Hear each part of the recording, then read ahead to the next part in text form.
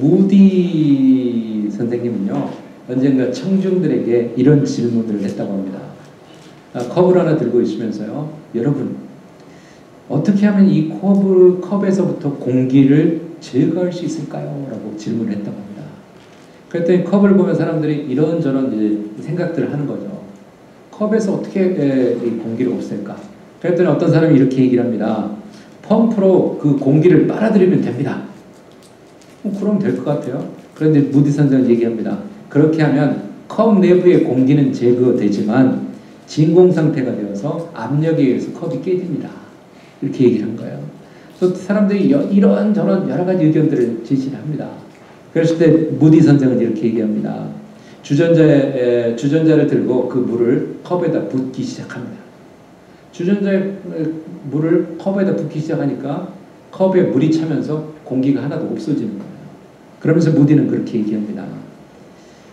자, 보십시오. 공기가 제거되죠.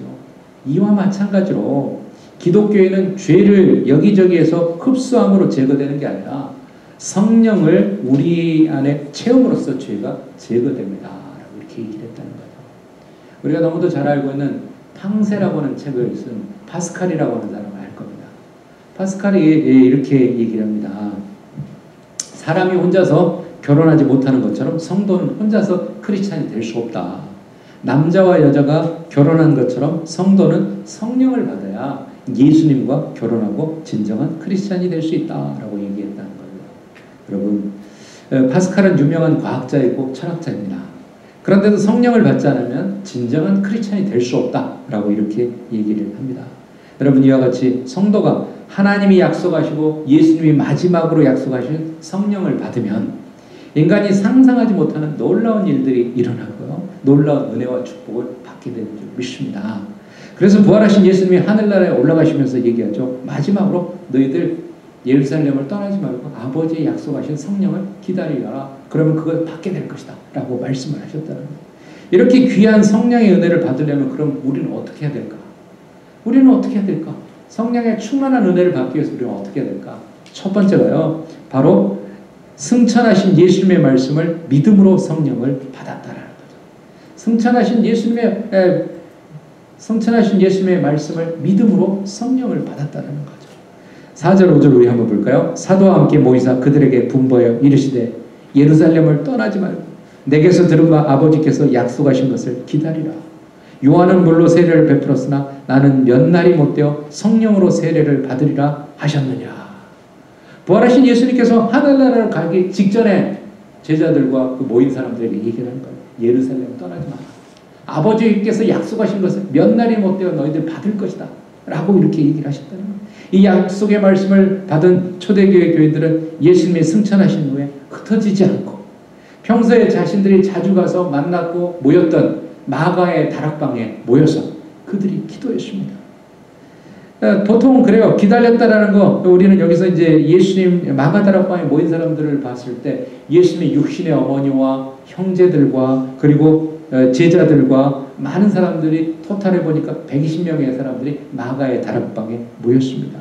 그들이 모여서 기다렸다라는 것은 예수님의 말씀을 믿었다는 거예요. 믿었기 때문에 그들이 기다렸다는 거죠. 믿음이 없으면 그들이 기다리지 못했을 거라는 거예요. 성도가 성령 세례를 받기 위해서 반드시 구약에 약속하신 하나님의 말씀과 예수 그리스도의 약속하신 말씀을 믿어야 된다는 거예요. 그래서 우리 기독교는 믿음의 종교다라고 말합니다.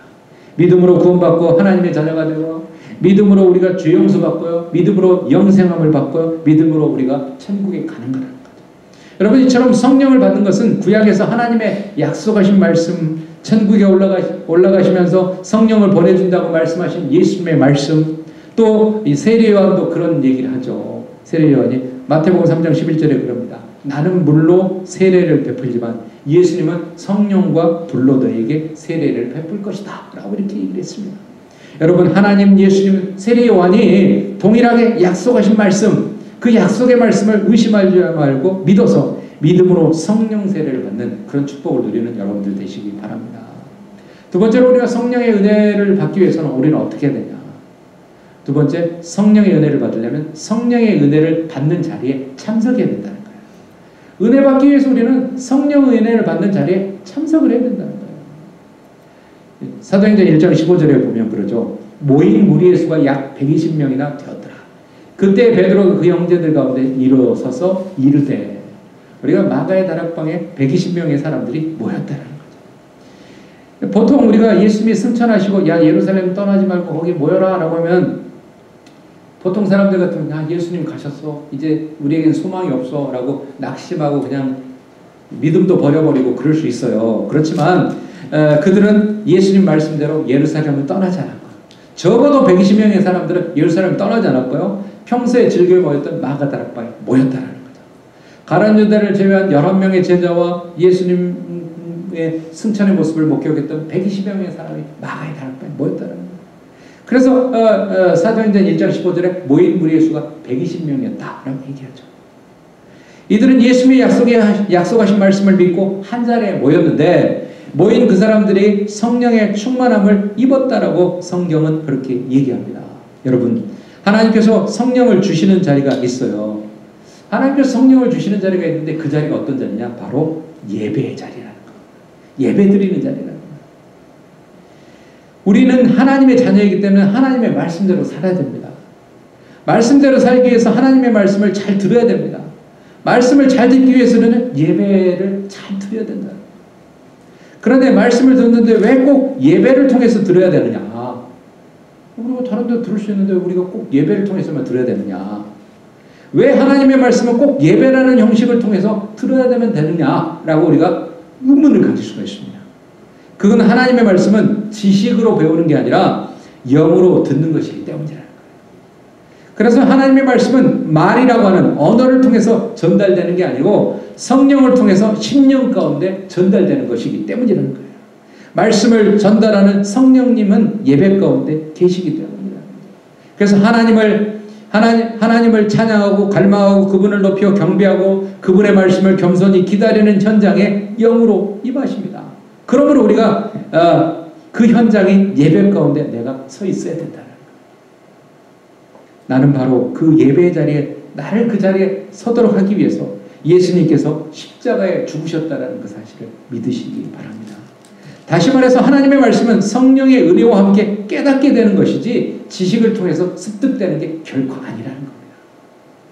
성령의 은혜를 받는 사람의 특징이 있습니다. 그 특징은 은혜 받는 예배의 자리에 참석하더라는 거예요. 예배 자리에 참석하더라는 거예요. 간혹 가다가 우리가 복음을 전하다 보면 이런 분들이 있어요. 예수 믿으세요. 나 교회 다녀요. 그러면 예수 잘 믿고 예배 잘 참석하십니까? 가끔 가요. 네, 그럼 가끔 얼마나 가세요? 1년에 한두 번 가요. 그럼 그분이 정말 신앙생활을 잘하는 거고 성령의 은혜를 누리며 사는 분이실까? 결코 아닐 거라는 거예요. 결코 아닐 거라는 거예요. 우리는 예배의 자리에 빠지지 않고 참여하는 사람이 은혜를 받는 그런 사람들이라는 거죠. 여러분, 예배의 자리에 모여야 하나님 성령의 은혜를 받고요. 은혜를 받아야 믿음이 살고 영혼이 살아납니다. 예배의 자리에 모이지 않으면 그 믿음은 연약해지고 죽을 수밖에 없는 거예요. 그래서 하나님께서 은혜를 주시는 예배의 자리에 빠지지 말고 참석해서 성령의 은혜를 충만히 받으라라고 우리 계속 말씀하십니다. 그래서 우리가 날씨도 덥고 힘든데 왜 거기까지 가야 돼요? 그냥 온라인에 가면 유튜브에 설교가 널려 있는데 그 예배에 참석하면 되지. 우리가요 예배의 자리에 와야 되는 이유가 바로 그거예요. 성령의 하나님이 임재하시는 곳이 바로 예배의 자리이기 때문에. 성령의 은혜를 어떻게 받아야 되냐? 세 번째, 성령을 받으려면 성령을 사모하는 간절한 기도가 있어야 된다는 거예요. 본문 14절에 보겠습니다. 본문 14절에 여자들과 예수의 모친 마리아와 예수의 아우들로 더불어 마음을 같여요 오로지 기도에 힘쓰니라 라고 얘기합니다. 여러분, 승천하신 예수님의 약속을 믿고 마가 다락방에 모인 예수님의 제자들을 비롯해 120명의 사람들이 무엇을 했습니까? 그들이 모여서 뭘 했다고 그랬죠? 그들이 모여서 뭘 했죠? 기도했죠. 보통 사람들은, 대부분의 사람들은 그럽니다. 문제가 생기면 모여서 회의를 하고 토론을 하고 논쟁을 벌입니다.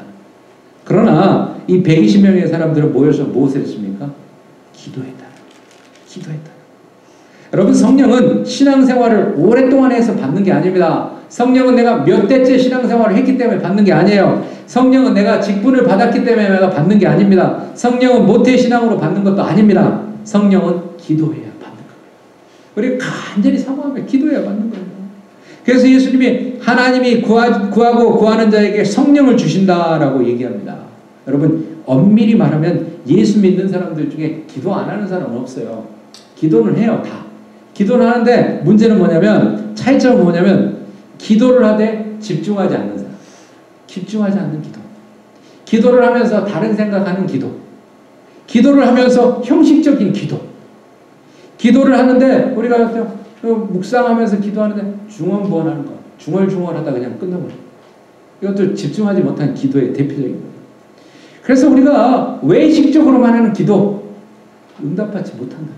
우리가 하나님께 집중하면서 간절하게 우리가 기도한다면 응답받는데 우리가 나는 기도 하루에 몇 번씩 해, 일주일에 몇 시간씩 기도해. 그런데 집중하지 않는 기도는 시간이 긴 게 문제가 아니라는 거예요. 우리가 집중해서 짧은 시간이라도 하나님 앞에 집중해서 기도하는 게 중요하다는 거죠. 한국이 낳은 세계적인 과학자가 있어요. 이분은 화면을 보시면 보는데 정근모 박사님이라고요. 이분은 지금은 뭐 나이가 많이 드셨죠. 이분은 세계적인 과학자고요. 과기처 장관을 이분이 과기부 장관을 2번이나 하신 분이에요. 이분은 나는 위대한 과학자보다 신실한 크리스찬이고 싶다라고 하는 책을 쓰셨는데요. 이분이 얼마나 대단한 분이냐면 이분은 1963년도에 23세에 미국에 와서요. 박사학위를 받습니다. 박사학위를 받자마자 이분이 서던 플로리다 유니버시티에 교수로 가요. 조교수로 갑니다. 그래서 그 지역의 신문에서 어떻게 나왔냐면 보이 프로페서라고 소년 교수다 이렇게 얘기합니다. 이분이 고등학교도 조기 졸업하고 대학도 이렇게 빨리 졸업하고요. 또 뭐 이렇게 하면서 서울대를 졸업하고 서울대 행정대학원 처음 나왔을 때 거기 대학원을 하고 그리고 미국 유학 와서 3년 만에 박사학위를 논문까지 다 통과해가지고 박사학위를 받은 그런 분이에요. 그런데 이분이 아주 뭐 이렇게 뛰어난 과학자였고 많은 영향력을 미쳤던 그런 분인데 이분이 그런 자기의 신앙의 간증처럼 이렇게 얘기하는 거예요. 나는 위대한 과학자보다 신실한 크리스찬이고 싶다라고 하는 책을 썼어요. 그런데 이 책의 중요 부분을 보면 이런 내용이 나옵니다. 나는 한 집회에 참석을 했다. 모두들 큰 소리로 찬송하면서 불같은 성령을 간구했다. 그렇지만 나는 아직 세상적인 체면이 중요해서 예수님께서 받으신 온유한 비둘기 같은 성령을 받고 싶었다. 조용히 그냥 성령 받고 싶었다는 거예요. 성령 체험을 원하고 있으면서 마음 밑바닥 가운데는 그래도 나는 지성인인데 나는 박사인데 나는 교수인데 그런 교만이 내 마음 가운데 솟아리고 있었다. 그래서 조용히 기도하고 있었다. 그런데 말씀을 듣는 순간 가슴이 뜨거워졌다. 그리고 왠지 자꾸 눈에서 눈물이 흘렀다. 그러면서 마음속에 큰 음성이 들렸다. 금모야, 내가 너를 얼마나 사랑하는 줄 아느냐. 예배 가운데 그런 음성을 들었다는 거예요. 예배 도중에 나는 대성통곡하면서 기도하기 시작을 했다. 목사님과 교인들이 나를 쳐다보고 있었다. 그래도 그칠 수가 없었다. 정말 기쁘고 감격스러웠다. 바로 성령이 내게 임하는 그 순간이었다. 그 시간 이후 성령께서 내 안에 계심을 느낄 수 있었고 그분과 계속 대화를 나눌 수 있었다. 라고 이 책에 그렇게 기록하고 계십니다. 여러분 오늘도 성령님이 임하십니다. 하나님의 약속을 믿고 은혜를 사모하며 기도하는 사람들에게 뜨거운 성령님이 임하시는 줄 믿으시기 바랍니다. 여러분 물론 묵상 기도도 해야 되고요. 입으로 기도해야 돼요. 그러나 본문에서 120명의 성도들처럼 우리는 어때요? 오로지 기도에 힘써야 된다. 오로지 기도에 힘써야 된다. 세상에 이런 표현은 없지만 그때 상황을 우리가 한번 상상을 해보면 예수님이 약속하신 말씀을 믿고 하루 기도를 했을 거예요. 그러나 하루 기도했더니 어떤 일이 일어납니까? 아무 일이 일어나지 않아요. 이틀째 기도합니다. 이틀째 열심히 기도했는데 오로지 기도했는데 아무 일이 일어나지 않아요. 3일째 기도했습니다. 일어나지 않습니다. 4일째 계속 일어나지 않아요. 그러나 거의 한 10일 정도 기도했을 때 어떤 일이 일어납니까? 성령의 강권적인 역사가 그들에게 일어나기 시작했다는 거예요. 사도행전 2장 3절의 4절은 그렇죠. 마치 불의 혀처럼 갈라지는 것들이 그들에게 보여 각 사람 위에 하나씩 임하여 있더니 그들이 다 성령의 충만함을 받고 성령이 말하게 하심을 따라 다른 언어들로 말하기를 시작하니라. 여러분, 성령세를 받는 비결은 오로지 기도에 힘쓰고 간절히 기도해야 예수님이 약속하신 성령을 받는다는 거죠. 그런데 오늘날 문제가 무엇이냐? 오늘날 우리들에게 문제가 무엇입니까? 오늘날 우리에게 문제가 무엇이에요? 성도들의 심령이 메말라 죽어가는데 간절하게 기도하지 않는 것이 비극이라는 거예요. 우리의 심령은 메말라 가는데 우리가 간절하게 기도하지 않는 게 비극이라는 거예요. 그렇지 않은 성령을 받지 않고는 살 수 없는 사람입니다. 성령을 받아야 죄와 마귀에서 승리하고 성령을 받아야 우리가 힘이 있게 되고 신앙생활 할 수 있습니다. 성령을 받아야 기쁨이 넘쳐고요. 성령을 받아야 우리가 전도할 수 있는 거예요. 그래서 예수님의 마지막 부탁이 무엇입니까? 오직 성령이 너희에게 임하시면 너희가 권능을 받고 예루살렘과 온 유대와 사마리아와 땅끝까지 이르러 내 증인이 되리라 하시라 라고 말씀하십니다. 우리는 사도행전을 보게 되면 그렇죠. 예수님의 약속하신 오순절 성령 강림 사건 이후에 예수님의 제자들이 강권적으로 하나님의 복음을 증거했던 것을 우리는 보게 된다는 거죠. 자, 그렇다면 우리가 또 네 번째로 성령의 은혜를 받기 위해서 우리는 어떻게 해야 됩니까? 우리는 회개해야 됩니다. 회개해야 성령의 세례를 받을 수 있다는 거예요. 베드로가 이르되 너희가 회개하여 각각 예수 그리스도의 이름으로 세례를 받고 죄사함을 받으라. 그리하면 성령의 선물을 받으리니. 오순절 성령 강림 사건 후에 베드로와 사도들을 나가서 전도합니다. 나가서 전도한대요. 너희들이 죽인 예수를 하나님이 살리셨고 그 예수를 하나님이 보좌 우편에 앉히셨고 그 예수님이 우리를 구원하실 구주와 그리스도다라고 베드로가 설교를 합니다. 그 설교를 했더니 사람들의 심령에 찔림이 있어가지고 그들이 뭐라고 합니까? 우리가 어찌할꼬? 우리가 어떻게 해야 되느냐라고 베드로에게 질문을 해요. 그래서 베드로가 그럽니다. 너희가 회개하여 각각 예수 그리스도의 이름으로 세례를 받고 죄사함을 받으라. 그리하면 성령을 선물로 받을 것이다 라고 얘기합니다. 그래서 그 사건 이후에 3,000명의 사람들이 회개하고 예수 그리스도 앞에 나오는 역사가 이루어졌다라는 겁니다. 사랑하는 성도 여러분, 우리는 놀라운 예수 그리스도의 말씀하신 약속하신 성령을 받음으로 그러한 일들이 일어납니다. 예수 그리스도를 믿고 모든 죄악을 회개하면 죄사함을 받고 성령을 선물로 받게 되는 줄 믿습니다. 예수 믿기 전이나 예수를 믿으면서 남모르게 지은 죄가 있다면 우리가 회개해야 돼요. 그러면 성령을 선물로 받게 됩니다. 과거에 성령을 받은 사람들도 죄를 지으면 심령이 어두워져요. 우리가 죄 가운데 있으면 우리가 영적으로 어두워지는 거예요. 그래서 우리가 빨리 회개하면 우리가 영적으로 밝아지고 우리가 기쁨이 생기고 하나님과의 관계가 회복되는 줄 믿습니다. 그래서 우리는 영적으로 어두워지고 죄 짓게 되면 하나님과 멀어지는 거라는 거죠. 믿음이 병들어 간다는 거죠. 그래서 우리가 자동차를 우리가 몰고 가는데 가스 게이지가 이렇게 내려가고 빨간불이 들어오면 어떻게 됩니까? 우리는 어떻게 해요? 그냥 얼마나 더 가는지 가보자. 극기 테스트 해보자. 그렇게 하면 차가 쓰죠. 그러나 우리가 가스가 떨어져 가면 우리는 가스 스테이션 가서 가스를 넣잖아요. 가스를 넣어야 우리가 또 원하는 곳을 갈 수 있는 거 아니에요. 그런 것처럼 우리 성도가 모든 죄를 회개하고 성령을 충만을 받아야 우리가 재충전 받는 그런 믿음의 사람이 될 수 있다는 거죠. 새 힘이 생겨서 승리하게 되는 거라는 거예요. 기쁨과 평안을 다시 찾게 되는 거라는 거예요. 범죄한 삼손이 어떻습니까? 힘을 잃어버려요. 그리고 삼손은 블레셋 사람들에서 두 눈을 뽑혀버립니다. 그리고 커다란 그들이 모여있는 그곳에 기둥에 양쪽 팔이 묶입니다. 그랬을 때 삼손이 어떻게 합니까? 하나님께 회개합니다. 하나님 용서해 주세요.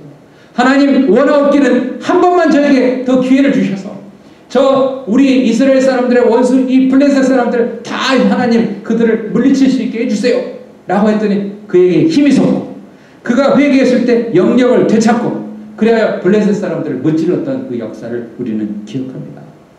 우리는요 크게 회개는 3단계가 있다고 해요. 회개에 3단계가 있다. 회개의 3단계인데 첫 번째가 뭐냐면 바로 죄를 깨닫는 거라. 죄를 깨닫는 거라.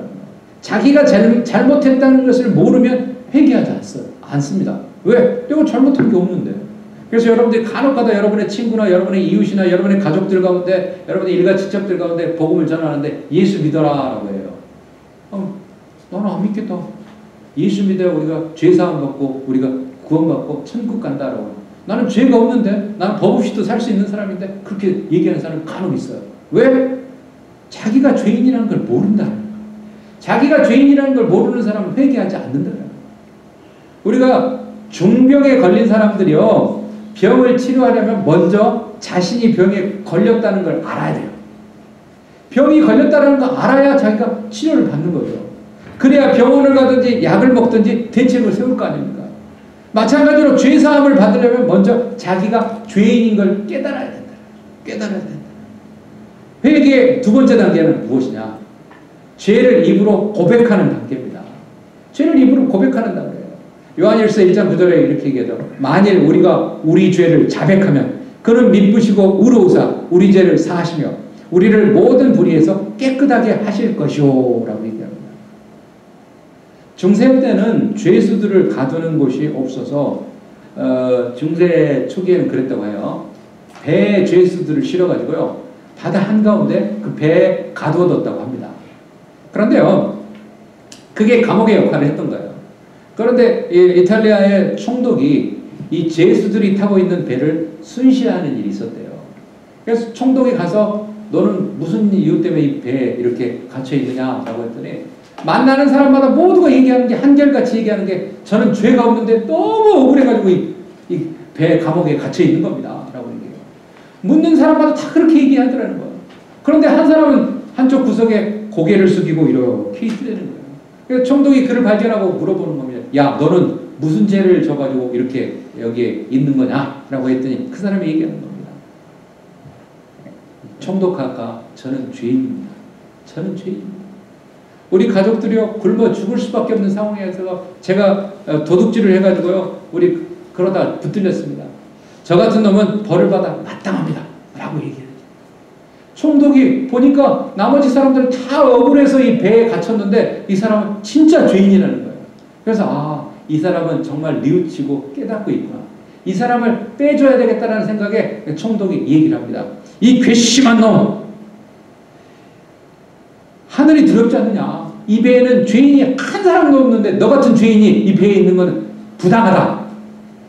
여봐라, 이놈을 빨리 이 배에서 내보내라! 라고 했다고 합니다.